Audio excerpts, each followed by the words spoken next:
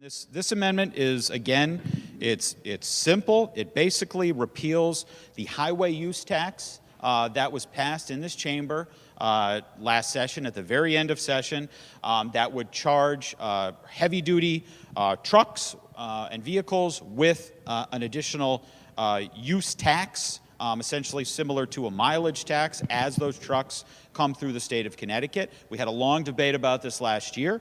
They would impact Connecticut companies more. They would impact the consumer more in this state.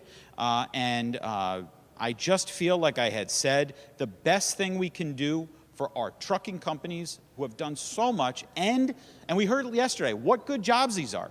$100,000 first year as a trucker. What we need to do is reduce the cost burdens.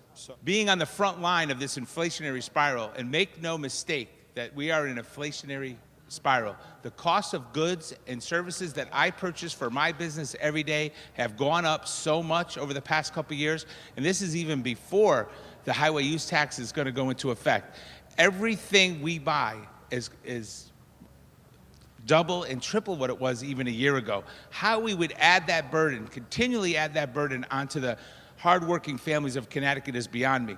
And really, the thing that bothers me the most, Mr. Speaker, and I'll be brief, is the fact that we are taxing the food that people buy, the trucks that carry the food that people buy in supermarkets, things they need to sustain their family. To me, sir, is unconscionable. How we could add even more inflation, more price increases to the good people of Connecticut is beyond me. So I would hope that everybody would support this bill.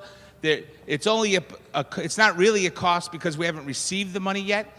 This tax doesn't even start till next year. Could you imagine how much everything in the supermarket's going to be a year from now when we add even more cost to the delivery of food and services and goods to everybody here in the state of Connecticut? All we need to do and all we should be striving to do is to help families, small businesses in our state to succeed and to get ahead.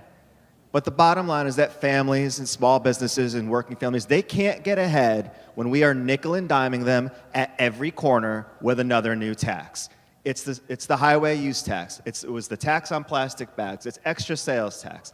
Everywhere you look, there's another tax. And often, so often in this legislature, we are reactionary. We are sitting back saying, oh, we've now identified a problem.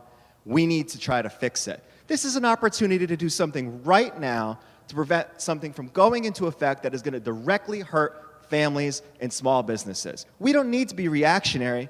We can be proactive. We can do it today. We can do it right now. We're sitting on a $4 billion projected surplus. This is $135 million over 2 years that we can put right back into the pockets of small businesses and families. It's a great amendment. It deserves to pass, and I strongly support it.